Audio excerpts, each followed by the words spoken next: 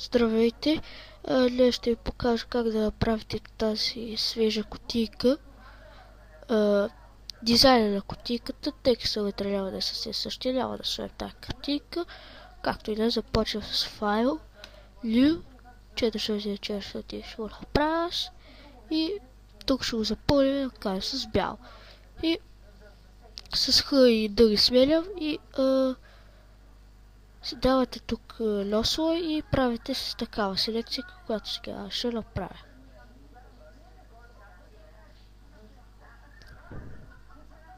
Ето нещо такова, опа. И ето такава някаква селекция и се запълвате с следния цвят. 2, 0, 4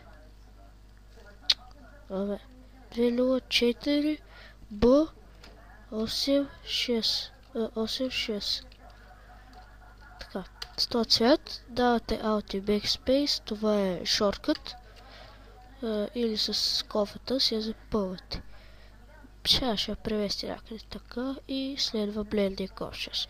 Дясно копче Blending Options. Първото е Inner Glow, Blend Mode Normal, Opacity 57%, тук един Pixel Size и това го сменяме на бял, т.е. цвета. Преминаваме към следващото, което е Gradient Overlay. На него само ще глебаваме бъс, Gradient Overlay, само ще усвоим 13. Тук Paste 30% и следва един Stroke, който е с size 1 пиксел. И цвят 2, 0, 4 Б 8, 6. Окей, и това е. Давате окей и вижте какво приятно се получи. След това следва отново един нов слой и си зумнете си с Ctrl и плюс и с Ctrl и минус Unzoom. Така и правите width колкото това. Деца го направихме. Поленцето. И правите нещо такова и с Ctrl и минус Unzoom. И сега ето тук давате дясно копче Transform Selection и си я дърпате надолу. След което с стрелката надолу, така 1 пиксел трябва да има разстояние, някъде така, и си я запълвате с някакъв цвят, така е бял. Сега като добавя Blending Options, това бяло изобщо няма да си личи.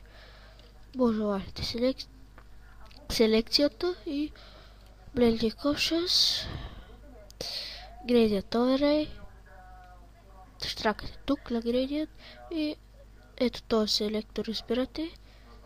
Чакайте, като първо трябва да натиснете това бялото да ви дойде и давате пак Blending Options, Gradient Overlay, кликате тук и кликате тук. Като си добавите още един селектор, ето на толкова разстояние и кликнете на първото, като сега ще ви напиша цвета. Цвета е F1, EF. Да, това си е бяло, по дефалт. Тук също трябва да добавим един селектор. Той също някъде така и той е бял. И последния селектор, той ще е D5 0 3 D3 D5 0 3 D3.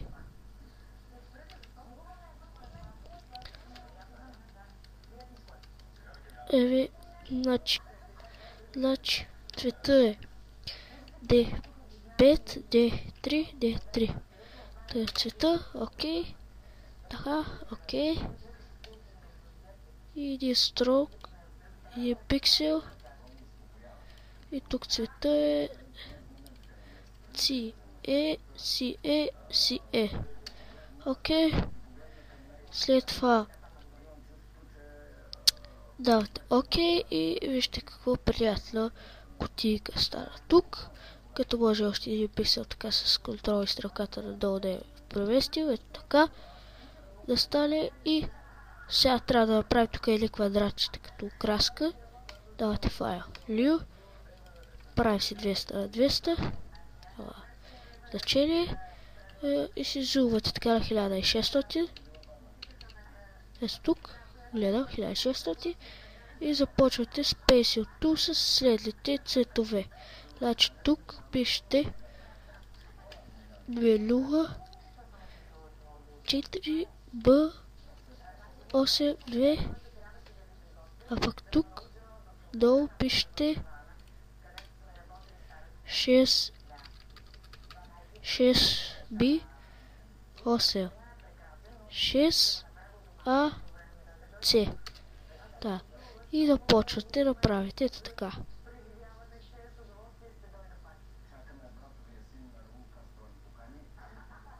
Едно квадратче някъде тук.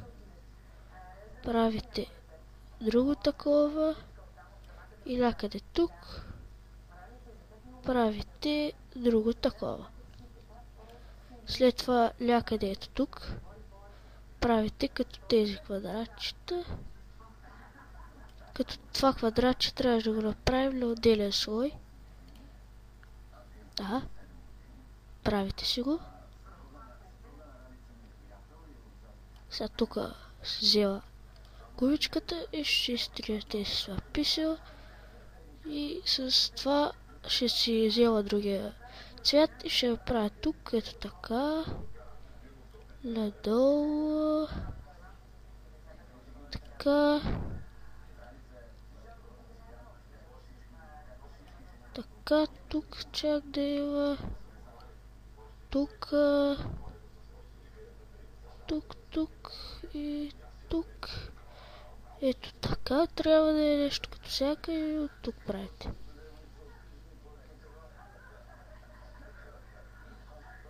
Всяка и тук правите.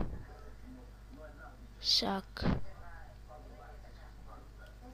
Като изтриете ето това. След това давате Ctrl A, Ctrl C, се връщате на стария документ, давате Ctrl V и вижте какви такова нещо се получи. Това е този ефект. И сега с текстове, ето тези настройки, пишете Fresh Title, като го сменяте на бяло, давате ОК. И тук сега ще го приложим един блендинг строгне с този цвят. Един пиксел. Така. И тук ще напишем накрая Your Title с такова черно и с големина 3 с големина 18 и така нататък.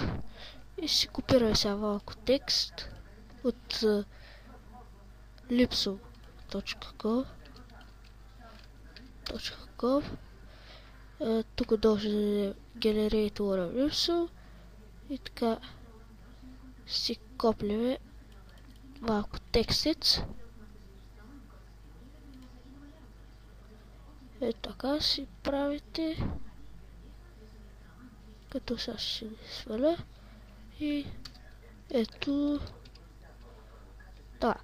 И тук може да сложите някакъв брендинг, ще да гледа по-добре, ако ще го правите за вашия сайт. И аз бях длъжен да ви покажа само дизайна на кутийката, съдържанието си го избирате вие. Това беше урока, благодаря за гледането.